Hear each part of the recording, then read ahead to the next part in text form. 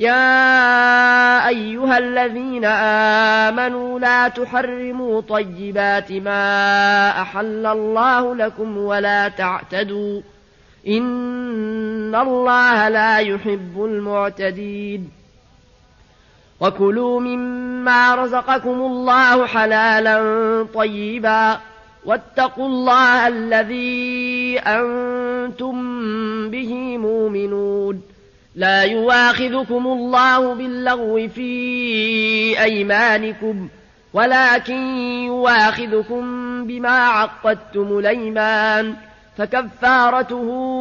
إطعام 10 مساكين من أوسط ما تطعمون أهليكم أو كسوتهم أو تحرير رقبة فمن لم يجد فصيام 3 أيام ذلك كفارة أيمانكم إذا